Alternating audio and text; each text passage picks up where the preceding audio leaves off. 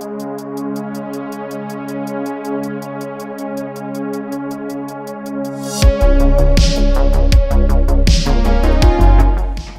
right, let's begin. It is now 1 o'clock.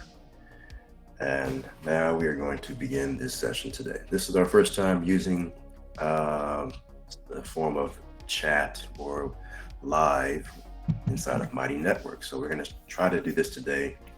We think it's better to utilize all of the features that they have to offer. Main reason is to make sure that we have direct dialogue with specific members. So today, before we start, I see that there are some questions in the chat that people have some confusion as to, are we going to use this going forward? Is this just a one-time thing? Is this with Zoom? So Jordan, if you could kind of break down what this is and how it works. Yeah, definitely. My name is Jordan. I'm the tech support person that you guys see online all the time. Super happy to be with you guys. So pretty much what is going to happen is that moving forward, we will be using Mighty Networks. And it's great because you'll get a direct notification when we go live based on which class you're in, whether or not you're a private client, whether or not you've done our a la carte services. So we'll do our best to post a notification ahead of time so you guys can mark it on your calendars when we'll be going live. So how this will work today is you guys are welcome to post your question in the chat board here on the side. And then if you'd like to, we can actually invite you into the live, like how I'm doing right now, and you can ask your question live and directly to Avery. So if you'd like that, just go ahead and put, just like how Tony did right now, the hand emoji, and Avery will select you as a speaker. So once he selects you as a speaker to ask your question live, you'll just accept his invitation. It'll just pop up right on your screen. You don't have to leave your browser or do anything else, and you'll be good to go. Keep in mind though, this is not like Zoom to where you could change your camera settings on the fly. You will have your camera on and active when you come on to ask your question. And then as soon as you're done asking your question, Avery will move on to the next person and ask your question. So we're excited for this, and you guys can give us some feedback on how this experience is going to go afterwards. So Yes, and I believe that when they hit accept, it's going to show the video for a while, but they will have the option to turn it off, right? yes, so if you'd like, you could just hover over your screen and you guys will see the camera emoji or the camera icon at the bottom, and you can disable that if you'd like, but it will be live as soon as you accept the invitation first. So just keep that in mind. Right. All right, cool. So ghetto message, if you ain't looking right, don't click the button. So I'll be monitoring the chat. So if you guys have questions, feel free to put it in and I'll hop off so you guys can get started. Okay, thank you, Jordan. Really appreciate your help in helping us troubleshoot this, because the Lord knows we were doing this for about 30 minutes before we started. So we figured it out. So what I would like to do, you know how I like to start off these types of sessions. I want to go over some information and then we'll get into our Q&A. So let's talk about the man of the hour, which is, Trump and Biden, all of those two guys. You heard of them. An interesting thing that our very own student, Carlos, he's here with us today. He found some good information directly tied within the Maryland online filing system that we have been talking about ever since the version 2 of the junior course. So if you've been a part of that, those courses, well, hopefully after you see what we're going to talk about today, you'll get to that and get started with that information. It's very important to understand the importance of the birth certificate, the importance of the claim that they have, the Roman law that is placed upon that name, and how you can remove yourself from it.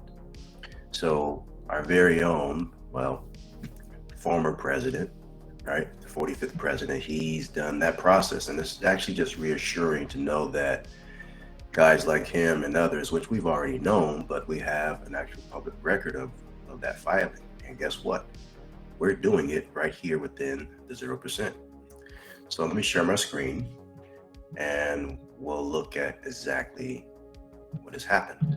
All right. So let's go right here. So You've heard me talk about the egov.maryland.gov website, where you can file and remove yourself from the agriculture lien that they've placed on everybody. And Trump's doing the very same thing, but I'm sure he's done it, but this here is a separate filing specifically to that case that he's dealing with. As you see here on the screen, he's listed all of the debtors as organizations and individuals pertaining to his case.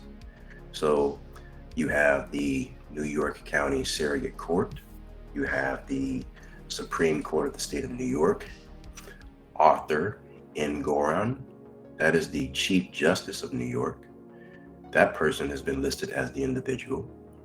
And of course, you cannot forget the Office of the Attorney General and the Clerk of the New York County Court. Now look at the three secure parties.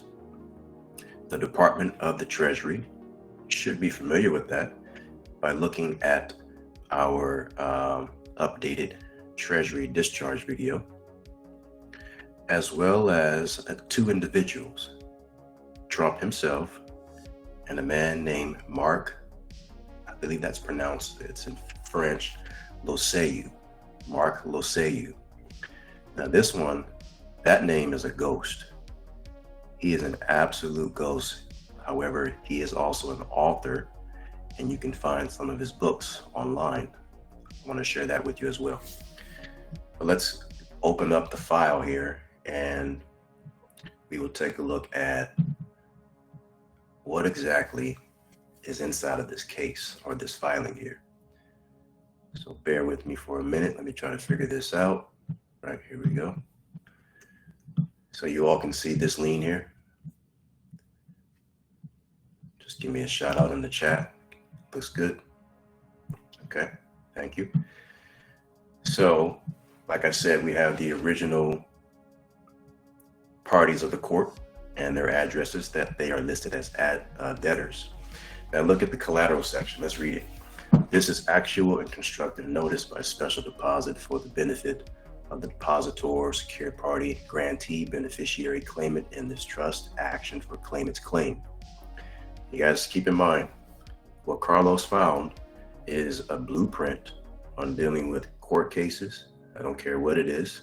If you are the defendant, this is a format which you should use.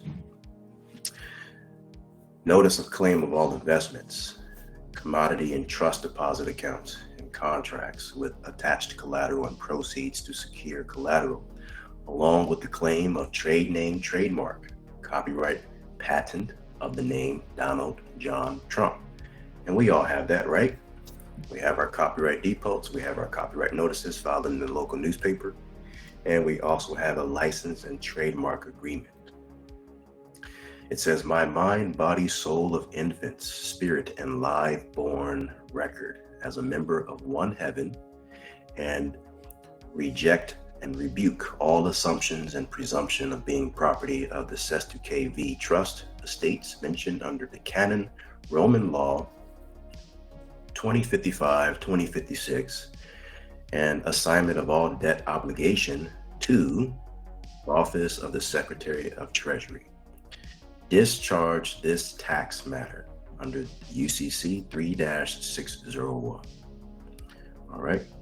So, and we will be talking very shortly. Carlos, I see your hand up. So this is placed in trust, and they've listed it as a public finance transaction. Since there is a court case hearing on this, they had to select what's called Bailey Baylor, right? That means the document has to be given to Bailey straight to the judge. And in this case, when done by the mail, it is the clerk of court. And now look at this. This is not a non-UCC. This is an agriculture lien. All right. And this is a tax matter. So whenever you're dealing with a court case, this is a tax matter. Let's go down.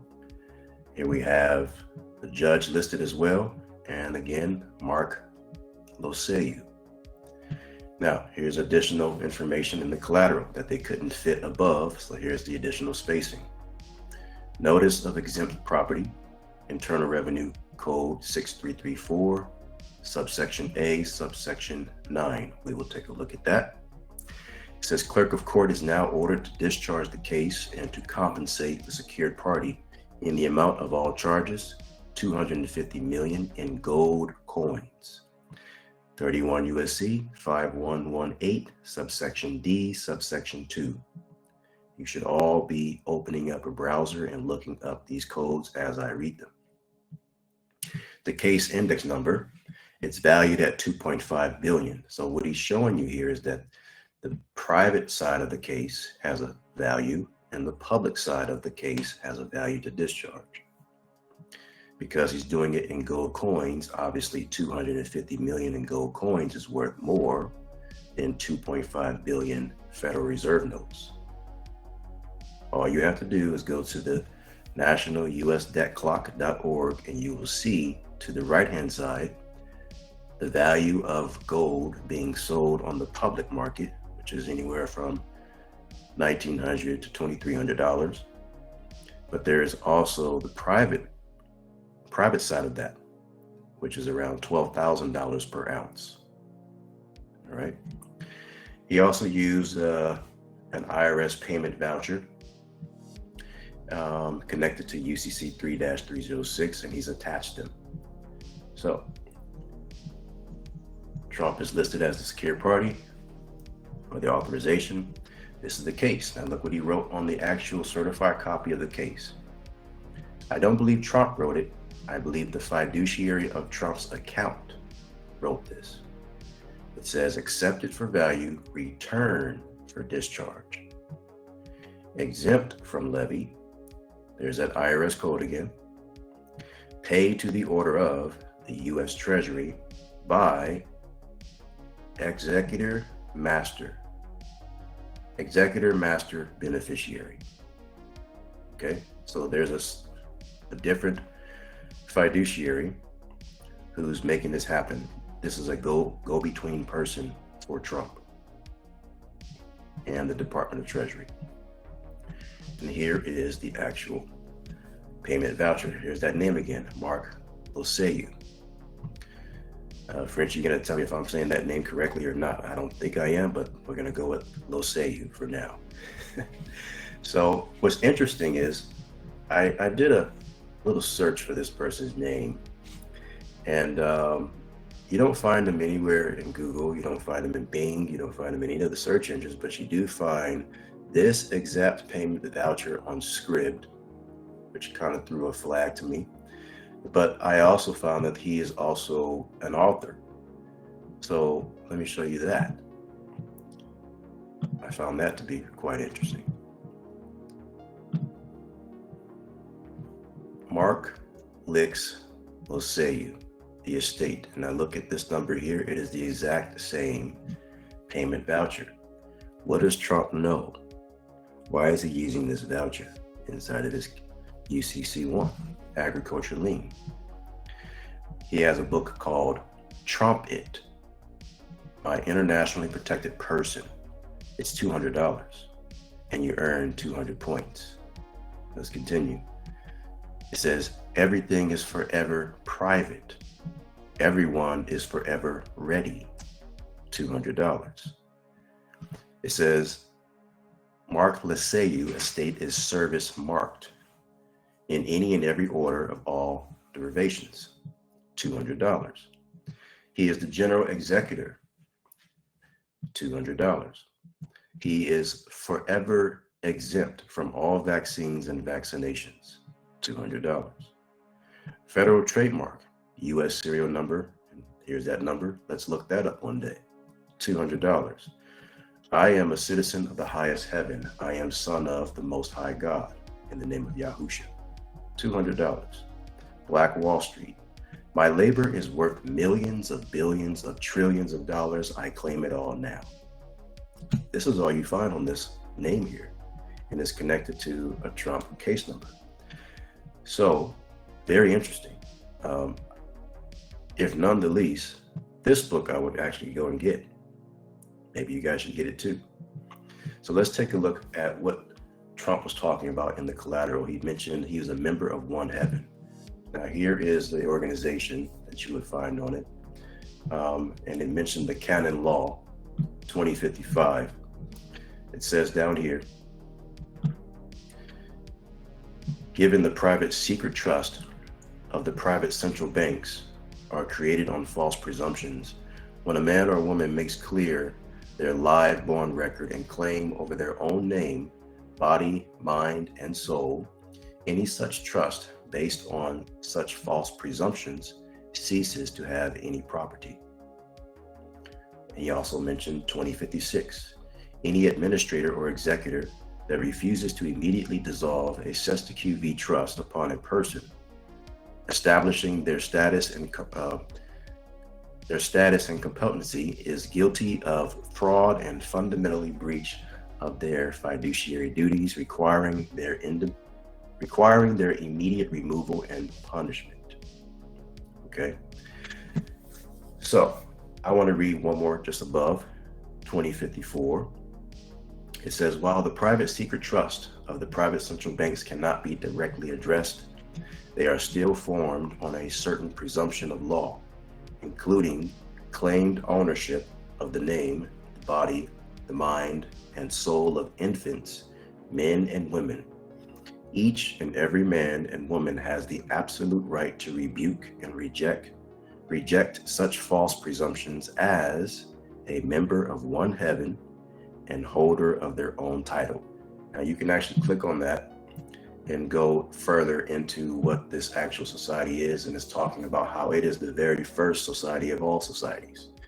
It is above all of the religious systems, and if you claim to just mention it, that you have power under what's called the Pactum Dei Singularis Soleum.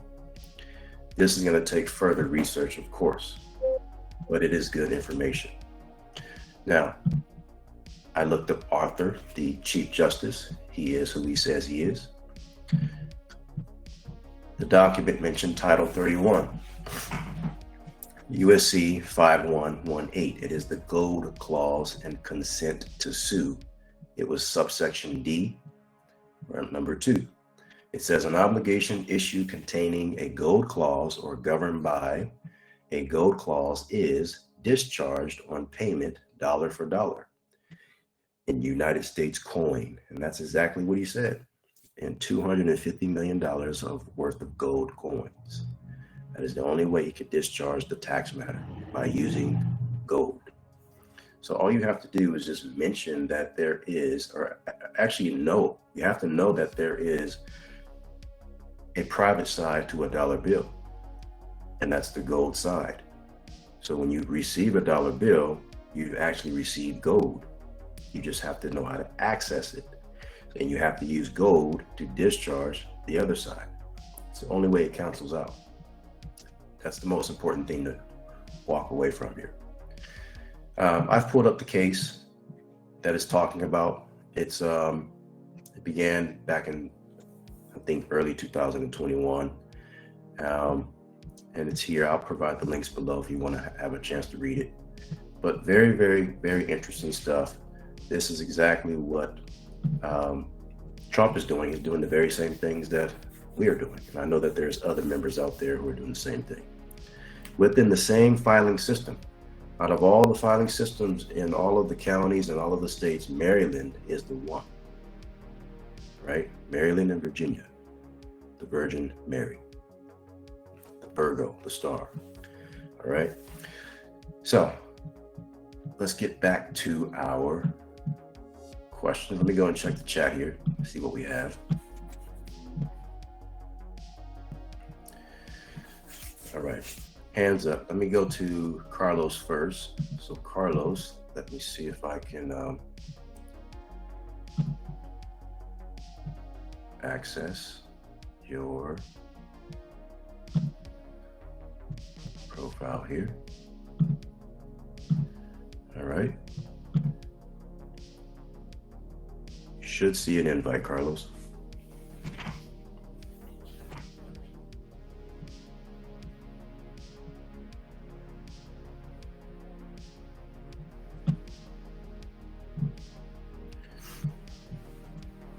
Carlos, you there? You received the invite?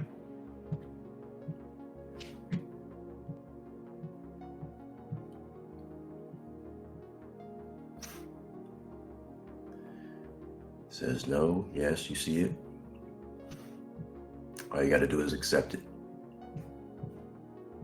It doesn't see it. Okay, let's try it again. Well, it says you're invited. So let me resend the invite.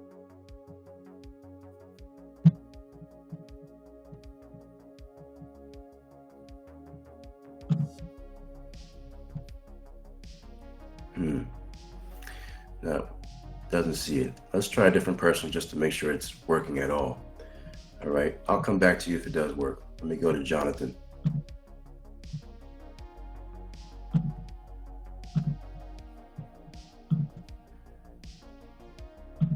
All right, Jonathan, here you go.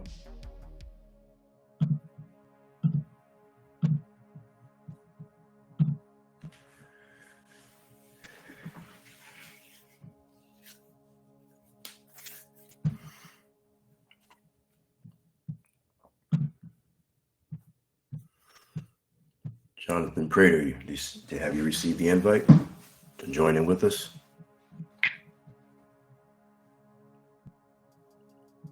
All right, all right.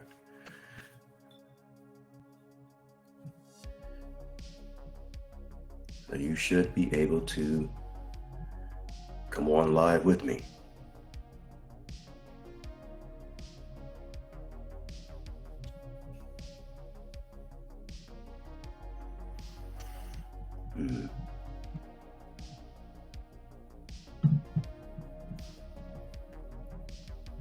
You heard a beep, but no scream. All right. All right. Jordan, maybe we can troubleshoot to see what's going on with their acceptance. Maybe I'm doing something wrong.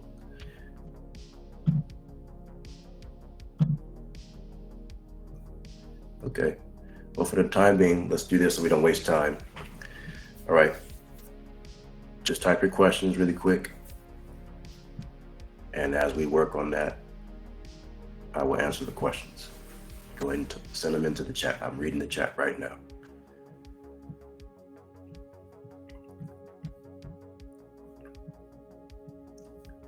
All right, let me go back to Jonathan and see if I can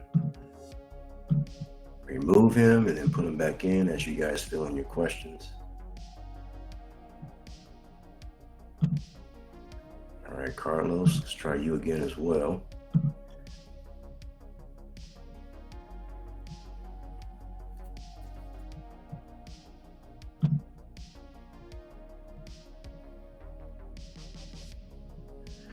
Yeah, so Jordan just said, just make sure you accept and that your screen permissions are open. So you may have to do something within your browser, a little bit of tampering to allow Mighty Networks to come through. All right, so let me read the first question. How do you make sure, oh, never mind. Your screen permissions are open. Jordan, he'll help you out, David. Let's see, when filing the W-8 bin E with the withholding agent from an individual or retirement investment account like the 401k at Fidelity. So the W-8 bin E is going to be used for the actual trust enterprise. The W-8 bin would be used coming from the actual foreign trustee itself. So if you're wanting to know how to fill that out for Fidelity, I'm going to have to make a separate video walking you through how to do it specifically for Fidelity and anything like it. Lynn Davis, I have 3 birth certificates. Do I need to certify all 3? I would say go for 10 if you can. Get as many as you can that have different numbers and get them all so that way you can place them under what's called a trust certificate unit and put it inside of your trustee minutes. That way you can do what's called a creditor process with at least 10. The creditor process is going to the court. It's your trust suing the county. All right. Says, hello, Avery. I performed the Treasury discharge gift and received the response.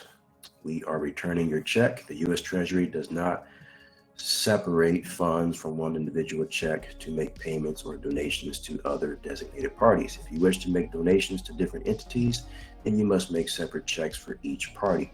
Department of Treasury Division of Retail Securities, do you think I should respond to them or just send it back out? I think you should just send it back out, going directly to the Bureau of Fiscal Service, and also just provide a little letter, stating to separate it out, because it's them who are submitting a Treasury check directly to themselves, and then a Treasury check directly to the actual accountant. Let's see here. I have no questions as of yet. Just wanted to say thank you for all you do and the team. Well, thank you, Eric, for mentioning that. Appreciate you being here. Let's see here. Carly B, once you get a foreign trustee, how do I update regarding the EIN? Currently, my title nobility is listed. Okay, so all you do is send in a normal correspondence letter, just letting the IRS know with your EIN number that the trustee has changed. And what you can do is attach an acceptance and termination trustee minute where this took place, so that way they believe that the minutes and agendas is actually real. Or you can fill out form 8822B as in boy, and you can make the updates there. Number two, if I needed to get an exemption on the birth certificate but did not get it, would I have been able to get it authenticated? There's only two things, authentication or an apostille, and depending on the state you're in, it's going to determine which one they give you. It's pretty much all the same thing, especially if you're using a non-Hague Convention country like Taiwan or Thailand or Sri Lanka. If you're using a real legitimate country that is not on the Hague Convention list, you're going to get it correct the first time, okay? Once you have that, go straight to the U.S. Department of State to finalize it. Are there templates in the book up to date? There have been some changes because agencies do change and times do change. So this is why I made the platform here, so that way you can all be a part of the changes. So you'll find the most recent changes within the course. Is there a reason countries in Africa is not using title nobilities and non-Hague? I hear Taiwan primarily.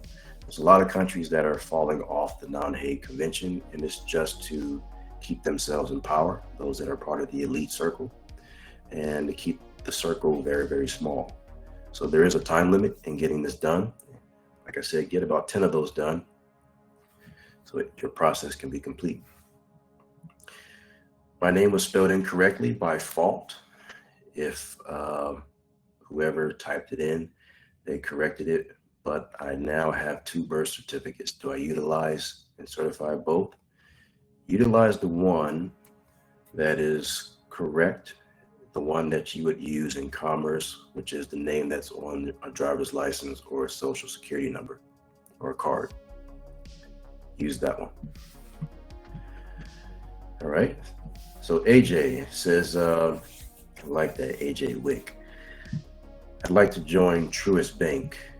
They do not serve California. I heard it is possible to do a foreign filing. Could I get help from one of your team to do this process? They are based out of Florida. If you wanted to open up a bank account with them in Florida, the easiest way is to start an LLC on Sunbiz in Florida and just purchase, I think, a $35 or $40 a year registered agent and have that person listed as the main primary. Then you want to get a standard principal office out here in Florida, but have your iPostal California address where you receive all your mail. That's where they'll send everything to. So you don't need anybody to really do it. You just need a registered agent and make an LLC in Florida.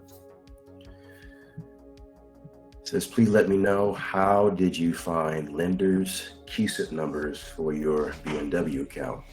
Most creditors, such as BMW, Mercedes, the top ones that offer credit cards, will have the option to find their CUSIP numbers. And all I used was a simple lexicon AI system, and that allowed me to search for it. So even the simple ones right now, like the WhatsApp AI system, the Gemini with Google, if you have a big bank, you can find the CUSIP numbers.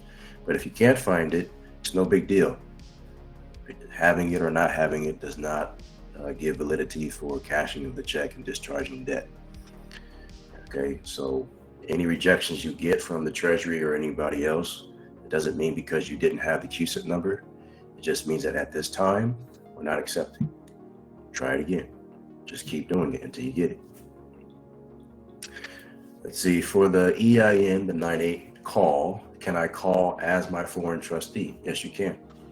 If you don't have one, you may call and just utilize your title of nobility name, okay, and make it happen. Excuse me. Once you do get a real trustee, then you can switch it out like I showed the other caller. Okay. Kelly, it says I have 5 other types of trusts filed with the Secretary of State, not the 98 trust.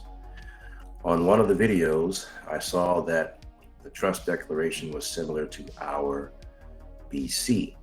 Should I send them in to get authenticated? Not quite sure I understand the question, but if your birth certificate is certified from the state or the county, then you can definitely get them authenticated. All right, let's go to Christopher. It says, from my understanding, we have to record our foreign trust. If so, would that not make that trust public? I have a revocable trust that is recorded, and I tried back to the foreign trust. Recording something does not make it under public jurisdiction. It just makes it available to be seen by all. If you do that, all it basically serves is a caveat, a notice to creditors. Caveat is a Latin word. It is a notice to them, be warned. You are being warned, do not trespass. And the only way someone's going to know not to trespass is if a trespass sign is visible. Okay. What makes your trust public is when you actually have it as a domestic trust. Then that allows scrutiny for the courts to come in and have all sorts of jurisdiction and make changes to your trust without you having any say-so. So it's very important to have that foreign trustee a part of the trust.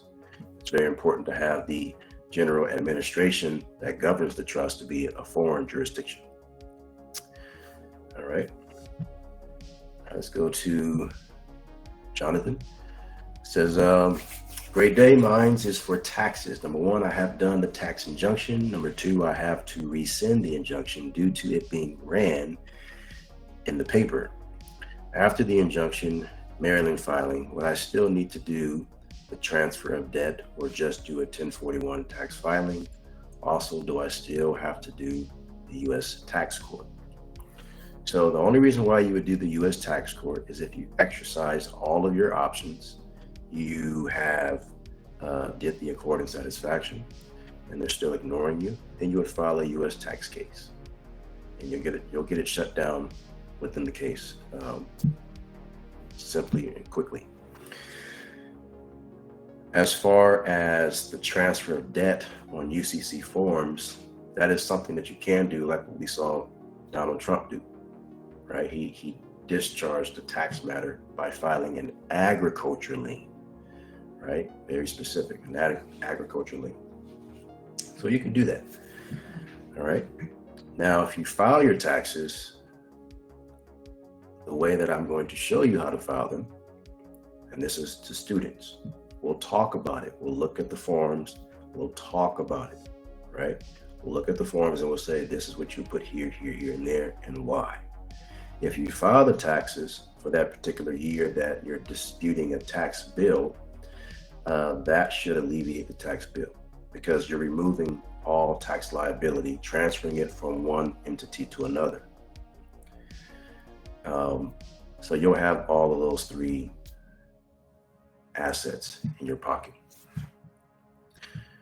For private clients, we're actually doing that process for you on an annual basis. So it's a different thing. All right, let me go to Sylvester. It says you are retiring in Southeast Asia. You have a foreign trustee and an enterprise and a whole life insurance policy. Congratulations, really good. For your pension payments to go into. Since I will not be in, don't know what that word is there anything else I must do? You may have to clarify the abbreviations there. Raheem, you're welcome. I appreciate helping you guys. If I can help, I'll do the best I can. Carlos, can you please go a little more in depth about how to file Chapter 7? Once someone transfers title of the home to the irrevocable foreign trust with an ounce of gold, also, can someone do the same process that Trump did in a divorce? Absolutely. You can do the same thing. If you are a defendant and you're not the one who's filing the suit, you are the defendant. Yes, you can do the very same thing, add the case to an agriculture lien and demand that it is discharged using those specific codes that are still in place. He gave you the codes. He gave you the blueprint. So, and you're the founder of this case. So, congratulations, man. Good find. Good study. That's the kind of stuff I like to see. Good study. So you can do that. Going into Chapter 7. So what you want to do is considered a no asset petition. A no asset petition is where the bankruptcy trustee will not make you sell your assets to pay off the existing creditors. So what will actually happen is a trust would shield those assets and the bankruptcy EIN number will be tied directly to the Treasury. They all are. And the Treasury will pay those creditors out in order for you to get a legitimate bankruptcy discharge on the credit report. So to have a case like this, there's some things that you want to do beforehand. You don't want to attempt to do this while you're in foreclosure. If you're in foreclosure, get out of foreclosure as fast as possible. Find a way. Just refinance, make the payments, get current. If you're going to make the payments in the format of accord and satisfaction. Slip that in there. And at least you get on top of everything. And now you're in honor. All right. Once you do that, I want you to keep in mind, stay in honor for about a year or two. Okay. And how I would structure it, because most people, all they really care about when it comes to their homes is to get property tax exemption, where they don't pay property taxes annually. But if you can get that back in your tax filings, then what's the loss? There is no loss.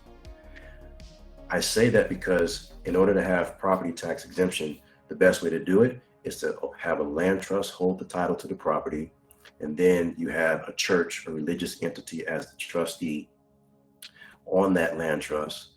The trustee can apply for assessment exemption, and then there's no more taxes. However, that particular trust does not set you up well enough to be qualified for a no asset petition in bankruptcy court. The best trust setup is where you have a tax haven trust, Nevis, Bermuda, Belize. I like Nevis. I have relationships with attorney offices in Nevis. So if I have my property in my name right now and it's perfectly fine, making the payments via accord and satisfaction, I'm thinking in my mind, I'm going to do this for at least a year or two. And I'm going to transfer the title from my name to this Nevis trust, which the trust is directly under my Foreign Express Trust. Now, did you know that in order for this to happen, a creditor must post a $25,000 bond to pursue an action against the trust. There's so many different protections that protects your property from creditors, including inside of bankruptcy. So you have to choose what's more important. Do you want to get rid of the property tax, or do you want to pay the property tax and set yourself up for entire mortgage discharge once you go into your bankruptcy case? I would say the latter is more important. And to do those payments according to satisfaction, because inside of your bankruptcy case, you're going to petition for a complete discharge and to get the money back that you paid in after the first payment. It's a 2-year acceptance, but it's going to work. You're going to get it discharged. And don't even worry about having bankruptcy on your credit, because you can get that off, right? 90-day process, you can get that off. And then you can go work with a private lender while you're working to get that off if you want to go buy another piece of property. Private lenders don't look at your credit reports. All they look at is your financial statements. So, good question. And yeah, you can do all of that. And thank you, Carlos, for finding this document. Mike Butterfield, regarding the Treaty of Muscat of 1833, what is the correct response when we're told the treaty is no longer in force, insinuating it was replaced by the 1958 Treaty of Amity between the USA and the Sultan of Oman? The Treaty of Amity is also a good treaty as well. Let me see, what is the correct name? It's on the tip of my tongue, but the Treaty of Amity is just an amendment to the Treaty of Muscat. It brings in all of the other countries as plenipotentiary of power. So that's not a legitimate answer that someone has given you to say that it is not in force anymore. Michael Bowles, is declaring that one is a national but not a citizen of the United States an absolute prerequisite to overcome both the agriculture lien and to do the state travel injunction? Reason for the question: those who work in certain jobs would have information impacted on various questionnaires, some of which may indicate signing under penalty of perjury. Thank you for the info today. We'll need to do a rewatch. All right, good question. I know for a fact that when you sign under penalty of perjury on certain documents with your employer, it may raise a red flag. Maybe they will hire you, maybe they won't. But they can't stop you from doing that, of course. Even if you show them 28 USC 1746 subsection 1 and subsection 2, they're still going to go ahead and probably give you problems. Why? Because they've never done it and they don't want this on their conscience. They don't want to deal with it.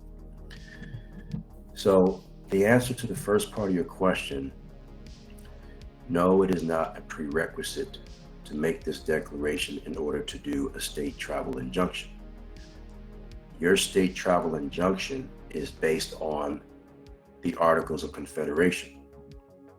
Your right to travel, ingress and regress to and from any state, and to enter into any commerce without being taxed. And so that's what's happening. You know, the reason why we put in our travel injunctions is because TSA and the police officers, when they pull you over for nothing, they're trying to enter into a commercial contract, right? And that violates the Articles of Confederation. You don't have to make any declaration as to who you are. The Articles of Confederation states who you are. It states that you're a national, that you are an inhabitant of the state that you want to be in. We're only using the word state because many countries came together militarily. That's it. That's a military word. But they're all countries. So if you're going to remove the agriculture lien, you've seen the videos on how to do that. It's going to actually take a legitimate paper trail to remove the agriculture lien. When you make your statement as a national, but not a citizen of the United States, That is for your passport. That's for your explanatory statements to attach to your application. And that is the correcting of your status right there. It says, if our county accepts our recordings, is a bond necessary? The bond is not necessary if they accept your recordings. So if, Colorado, New Mexico, Georgia, Florida, some of those states, they don't require a bond. So thanks, Ryan. Good question. Let's see here. Gonna go to Darla. It says, I'm getting ready to get my declaration of trust filed. It seems in Hawaii, this occurs at the Bureau of Conveyances, not at the court. What do you advise? I advise that you go directly where they say it needs to be recorded. This is nothing new. In some states like Maryland, they have a certain section where you need to file certain things. That's perfectly fine. It's all they're doing is just trying to just be a little bit different than all the other states. Why? Because the citizens there didn't speak up and they allowed it. Also, I'm waiting to get rid of my nonprofit because it is about breeding cattle. But I am planning to sell my farm and move. Should I leave nonprofit off of my declaration of trust? And can I use Yahuwah's name on the non-UCC instead of God? Lastly, I was told by advisors the trust enterprise does not have foreign trustee, but that's not how I understand the information in the class. Okay, so let's start at the top. Your foreign express trust has a foreign EIN number. It starts with a 98. This trust is created by you. You are the settler. You are to hire an actual foreign trustee from another country, and they have no connections to the United States. The beneficiary is going to be different entities, such as, number one, the trust itself. Second, you can have life insurance policies. You can have whatever you want. Just do not name anybody specific by name. Okay? Now, that trust cannot do banking in the United States. So what you need to do is have the holder of your trust, which is the foreign trustee, create a separate trust. And this is the trust enterprise. So in order for your foreign trustee to create your separate trust, that makes that person the settler. And he's taking all of everything that you gave him in the beginning, and he's placing it in the hands of the second trust. And that second trust works on behalf of the first one for banking purposes. Now, who's going to be the trustee of the second trust? It's going to be you. You have the credentials to open up a bank account. This is how you manage your own affairs, legally on paper.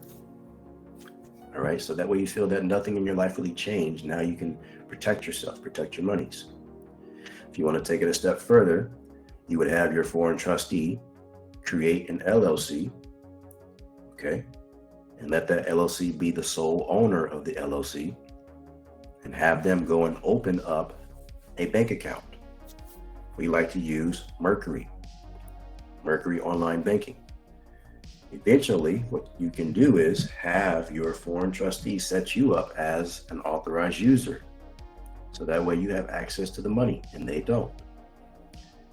You can also build up CDs with that account.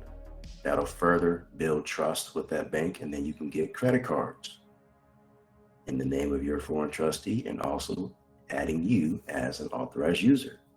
So now you have complete private banking. Okay. So I'm not too sure what you're referring to as far as the nonprofit and the farm. We have to have a one-on-one discussion about that. It seems like you have some networking and ideas and strategies that you want to pan out. but it's going to take a phone call. I wish I could get you on right here, right now, but we're having issues. So let us just look forward to a consultation another day. Let's go to David and Melody. Hi, Avery. We have our foreign trustee and are now looking into getting the bond. I know you stated that we do not need a bond if we have a court case, but we still want to get it. However, we were looking into the court bond. Do you know about the process of bonding for court cases? Do you think we should get a bond for the CPS case and attach it to the trust docs with the lease agreement? In order for you to do that,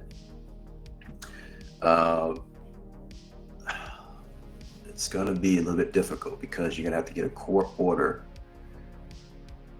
When you look at your case, you are the defendant and you have someone suing you on the matter of children. The actual trustee of the case is the actual clerk of court. You would have to get a bond in that clerk of court's name for X amount of dollars to defend you and to actually defend their oath that they gave to make sure that everything that happens in this case is done correctly. Now, in order to do that, you first have to put a petition in saying that you want the clerk of court to accept the bond for this case. It's going to be difficult because it's within the United States. If your case was in another country, like I said, Nevis, it would actually be a requirement for the clerk of court to have a bond before they can hear your case and do anything from there. But since it's already in the United States, it'd be difficult to do. So no bond in this case, all right? If you want to have some ammunition, the best thing to do is to go to your archive department within the Secretary of State or the state capitol and get a copy of the clerk's bond. If it's not there, then most likely you'll find it in the county board of supervisors. You can put that into the case. Now also, if you want to just discharge the case, do what Trump did. Agriculture lien. Shut it down. Let's go to Tony. Can you call for a 98 number on your foreign trustee's behalf and claim them as a responsible party? If they are a male and you are a male, yes, you can do that. Okay. If they're a female, it has to be them. You need to get a female to call with a female voice to do that. Okay. You cannot do it on somebody else's behalf. It has to be you, the responsible party, because they want to know who are you and why are you calling. So that's why it needs to match. Pamela, when doing according satisfaction to the IRS, who do we address the dispute letter to? Number one, it would be the IRS commissioner. You also want to mention your state attorney general and your state comptroller. Sometimes they're notified as the comptroller or the state controller. Okay. Going down to Vaughn. Once you filed and they have defaulted on your court and satisfaction, how do you file the suit at the state level? I'm suing the child support agency now. You need a little help on the last step. Perfect. So if you have made copies of those checks and they've cashed them and you've got a certified copy from the child support division that they've cashed those checks, if you haven't, go get those. Just write a letter under UCC 9-210. They have 14 days to give you a statement of accounting. Let them give you that letter. It should show beginning balance, all the payments you've made, and ending balance. So you're going to highlight the payments that you've made under those specific restrictive endorsement checks. And now you can go ahead and file a case. So when you file your case, what I would suggest is you do the method that you've seen here with Trump, how he attached the case and all the evidence and the collateral, and then send that in to the Treasury Department. right? So you got to send it to the Treasury, you got to send it to the clerk of court, you got to send it to the child support division, all of that stuff.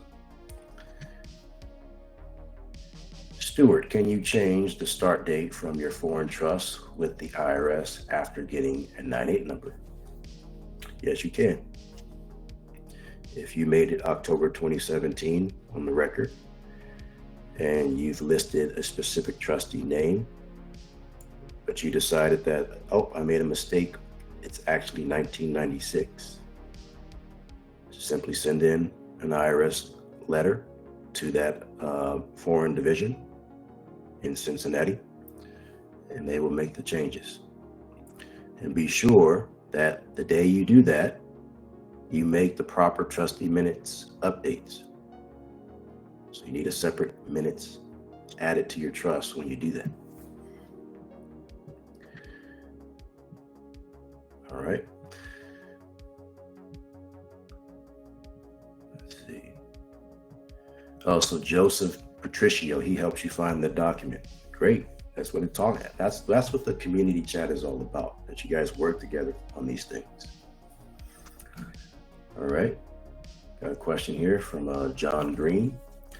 I missed the advice to file the U.S. tax court. I filed in the Northern District of Texas, Dallas, Texas. I filed a bill of complaint against the IRS for my accord and satisfaction, including an affidavit, including the paragraphs rescissioning my signatures and chronologically of the events. Filed 32 days ago and no movement. Should I file a motion, rebuttal that affidavit was unrebutted, or just wait for movement? What you should actually do is there's a term where when there's no movement, it's a specific rule. You have to look at the rule in your Texas code. When there is no movement from either party or the judge, you can file for dismissal and complete discharge. And I recommend when you do that, you do exactly what was shown here in what Trump did. That's your evidence to do it. Let's go down to Robert. We are being sued by bank for construction loan. If we lose, which is a better process, court of satisfaction or bankruptcy? If you're going to do bankruptcy, make sure all of your assets are not titled in your name. No vehicles, no houses, no businesses. Put all of that in the trust. Put the business owners in the name of your foreign trustee. Get it out of your name. And then you can do bankruptcy. They won't make you sell anything. But of course, it takes about a year or two to make that a legitimate claim. So in this case, court of satisfaction would be a little bit easier. Set them up with a bona fide dispute, find whatever you disagree with inside of their order, maybe some evidence they didn't give you in the case, use that as your bona fide dispute, with an opportunity to close out the entire thing by giving them a check of any amount, at least 10% or less, 5 to 10%. Let them cash it, and then you enforce it. All right. So we've gone through all of the questions. So let me try again. I'm going to try to go through and, I want to get Carlos a chance to get back in here, and hopefully it'll work. If not, and if there are no other questions, no hands are up, then we will close the class. So Carlos, I sent you another invite. See if you can go through this time. If not, then we'll try to work it out for next time.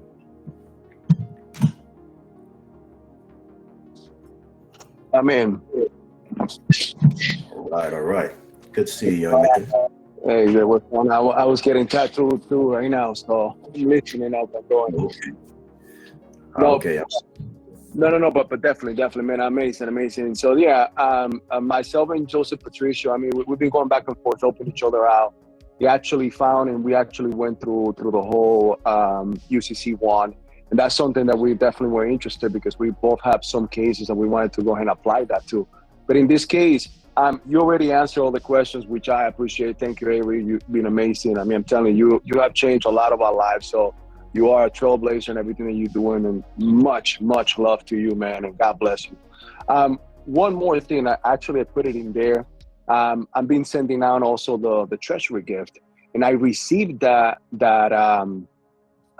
response from the Treasury, from the Fiscal Bureau of the Treasury. And I called in just to find out, because they didn't give me much information, but they gave me just a case number and a customer number. So they applied something to me. And I call and confirm, and they told me, they read to me what I have sent. They said that it would take between 4 weeks to 6 months for the whole process to go through. So I just wanted to know if you've seen that, because I know that you also posted your response from them and how they will apply it. But I've been seeing a lot of people getting different answers, and that was the answer that I found, or that I got. I got an email from them in which I call in and confirm. I just wanted to know what you think about that, and how can I proceed? Just wait, or should I continue sending it over and over? Yeah, I have seen it before on Okay. my brother's account, actually. Yeah. And we didn't really respond to it. We just let it do its thing. And Okay. I think it was like a 60-day process. After that, we just stayed silent, and then next thing you know, his personal loan was resolved. Nice. Okay. So, All right. So at the same time that I'm doing that core and satisfaction on them. So whichever comes first. So I'm actually doing this two mortgages that I'm going after with the Treasury, with all the core and satisfaction. So this will be the second month that I'm sending the payment. So fingers crossed. very well, very well.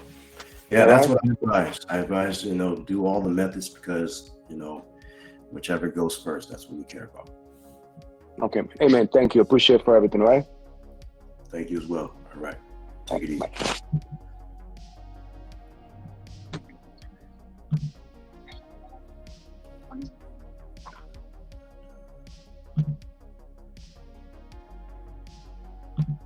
All right. All right. Anyone else like to get on the mic before we go? All right. We got Sylvester. Let me find you. Oh, and Vaughn, remind us, contact Nancy if there's any documents that I mentioned on getting to you. Can't remember what that was right now, but if you want, you can send that to TZP Executive 1, the number 1, at proton.me, and we'll work that out.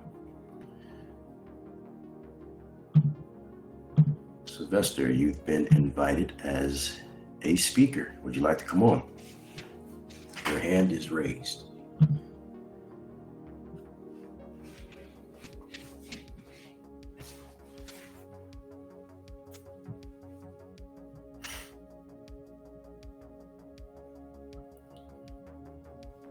Going once, going twice. Sylvester, you there? Just got to accept the permissions. I am here. Okay. Good to see you. How are you doing, sir? I'm doing well, man. Thank you again. Just wanted to echo some of the sentiments of Carlos, but I'm retiring to Southeast Asia, September, October, and I already have my foreign trustee and my enterprise. Okay. And I have made contact with Steve Parisi, and he's setting up my whole life insurance policy for all of my pension payments to go there. Mm-hmm. The thing that I was concerned about was there anything, since I don't intend to come back to the United States, Mm-hmm. was there anything else that I need to do absolutely before I transition to abroad? Just as long as you have a smooth transition of banking access, that's all you need to worry about. Like, I am setting up opportunities to live in other countries as well. And so you want to find banks that can work directly with the United States and have a smooth transition of wire transfers and all of that. Dubai is a good country. Belize is a new country, and I like Nevis St. Kitts. So if you wanted to, you can set up businesses over there and a bank account over there, So that way you have the power to say, okay, I want $50,000 from this life insurance policy to be withdrawn and sent over to this entity in another country. And you have full control of it. That's all I would suggest. Outstanding. Thank you so much, brother. I love everything that you're doing, man. And this is probably I've been walking this journey for a long time. I started with Jonah Bay and got lost in some of the things there. But man, I'm just so grateful and happy that this information is available. And I'm just trying to set the example for my family, because I'm the first generation to get this type of information. So I want to make it last and make it meaningful. So thank you, man. Thank you to the team as well. Thank you as well. I appreciate you coming in. Thank you. Yes, sir. All right. Keep us posted on that. Yes, indeed, I will. All right. It's a good brother there. Going down to Alan. No, I'm sorry, I'm skipping the line. Let me go down to Jonathan. See if we get that working again. There we go. All right. You have been invited, Jonathan. Just got to accept the permissions.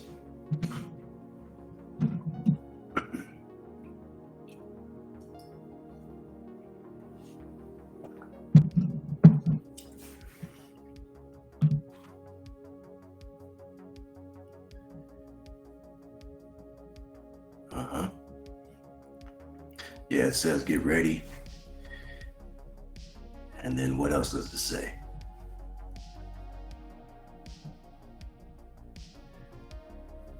It says she wants you to click the confirmation.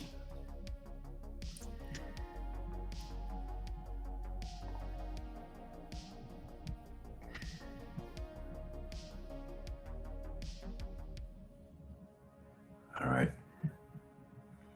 That's too bad. We're gonna have to do some individual tests and just figure out how everyone's computer can be accepting of it all. I'm sure it's really easy to figure out too. No worries.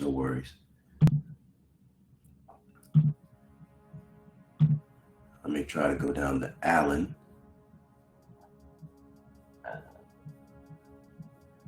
Alan, where are you? You're hiding in the mix here. There you are. Alan, did you get the invite? Just go ahead and accept it if you did. Come on in.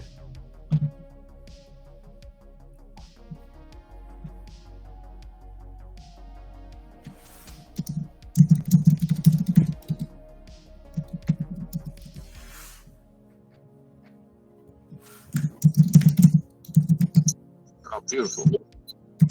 All right. So let me ask you, when you receive the invite, what do you see?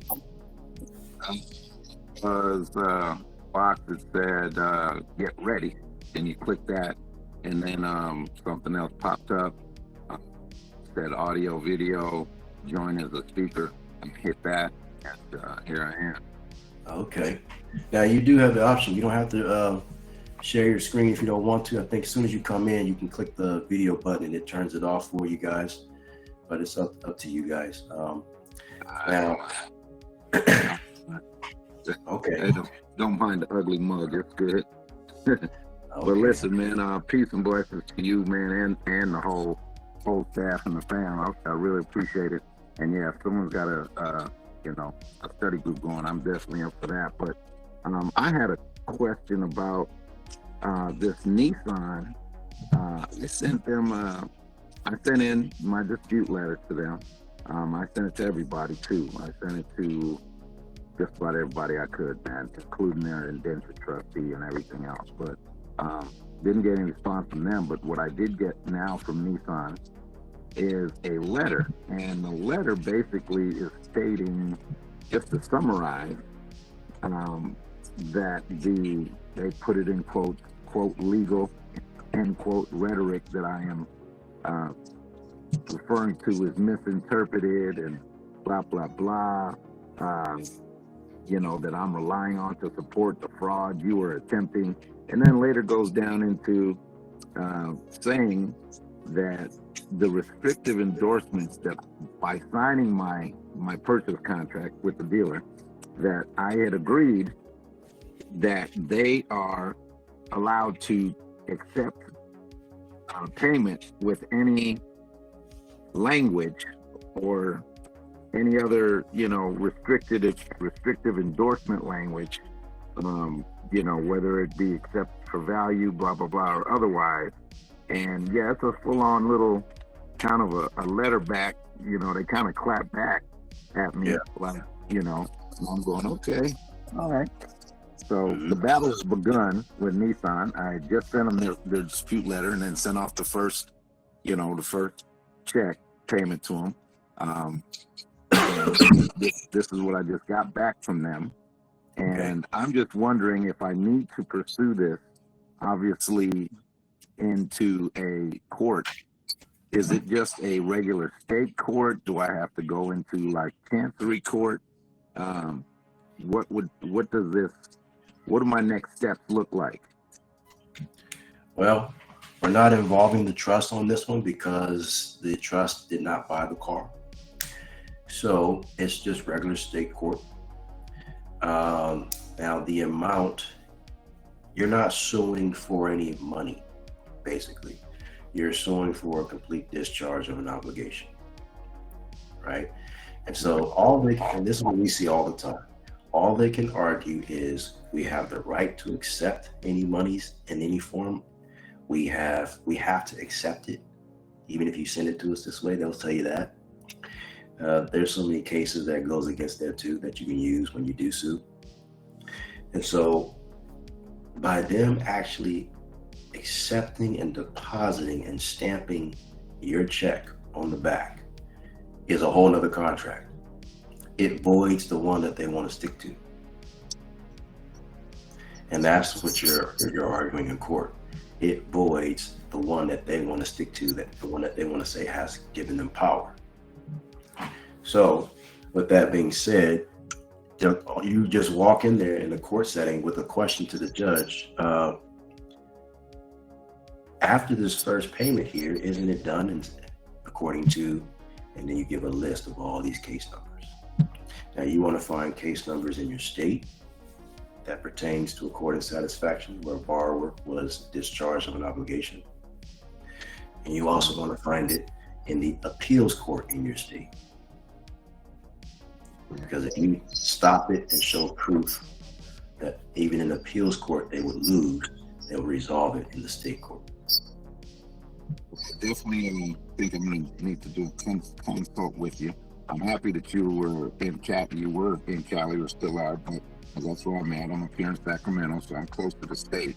Because in that letter, they even referenced a court case that they, in one of the in one paragraph here, they even referenced the court case about that the plaintiff was not genuinely paying off his debt with that instrument being paid, right? So I do, I realize when I sent it, like I said, to everybody. I sent it to the treasurer, I sent it to the legal department, I sent multiple copies of that dispute letter.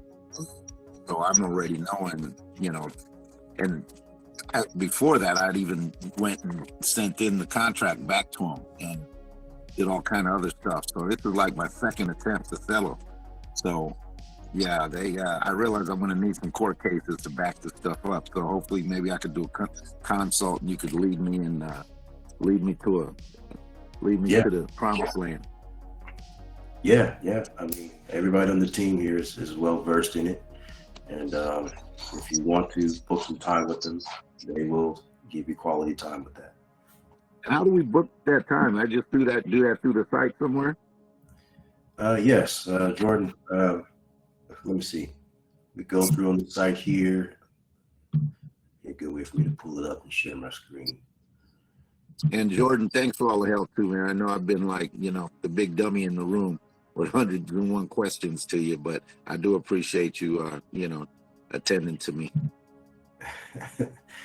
Well, we made some changes, so it's going to be new in the beginning, but I think it's resolving a lot of the concerns that everybody has had. So I don't know if you got the message I sent you too, because I'm Jamaican, and I got a trustee, as you know, the Maroons that are up in, they call it cockpit country in the high mountains of Jamaica. They were the runaway slaves that the Jamaican government just let them be, and never went after them. I actually grabbed somebody out of there that I knew to be my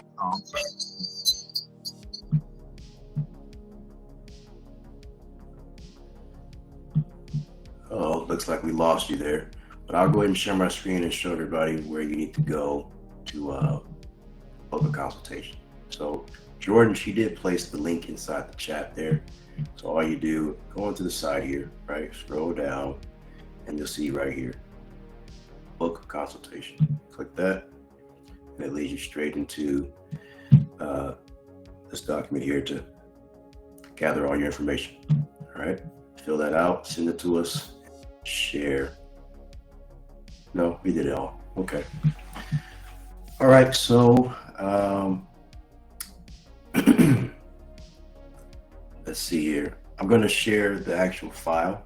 Well, actually, no, Carlos, if you can, if you're still here, or Joseph, you can actually put the file in the chat, right? For people to actually have it.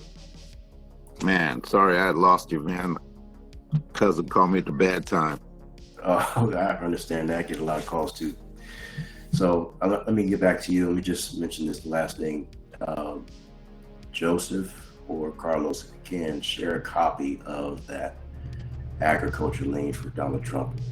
Put it inside the chat right here. Yeah, that would be good. There we go. You put it in there. You're good to go.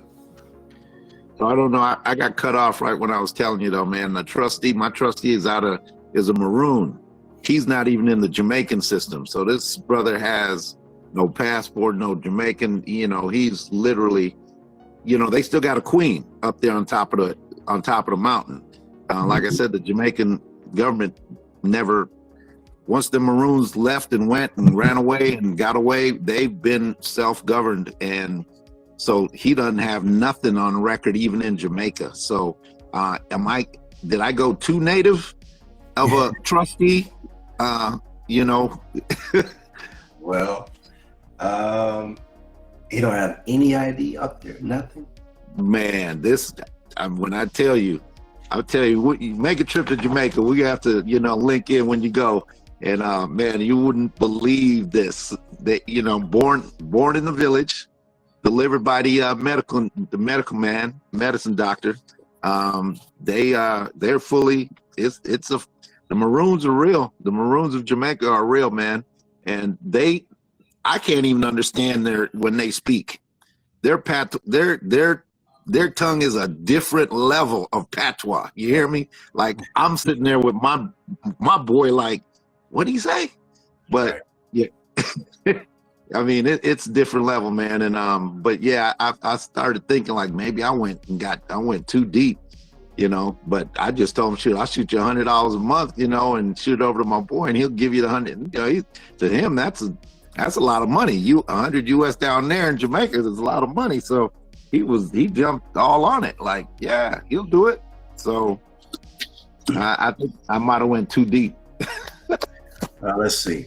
If there's ever a point in time where you have to prove that your trust has a legitimate foreign person, you're going to have to get an ID for him. Okay. I would suggest you go and get a Panama ID for the guy. Even though he's not in Panama, just get him something. And we have that application on the website. You can get that started. Get him something. Or if he can go get something, I mean, it doesn't have to necessarily be out of an agency out of there. But I remember hearing a judge in a court one time, and it was dealing with not having identification when being pulled over. And he told the guy, because he did an injunction already, he said, I don't care where you go, just get an ID from somewhere. And he let him go. So ID is important just to be able to prove a point. If you use him as your trustee, And let's just say, they're coming after your property, they're coming after all of it. And you're trying to use your information to blot all that out. To say, look, this is not United States territory property. Back off. Well, prove it. How do we know that? That's what I was thinking. I got too much of a bushman. Went too deep into the bush, man. Yeah, so I mean, there's opportunities. You can still use him for certain things, and then, like, I know trusts have several trustees for different things. Yeah. Okay. So Appreciate you, brother. yeah, no problem. Thanks, All right. Jordan. All right, thank you. Appreciate you as well.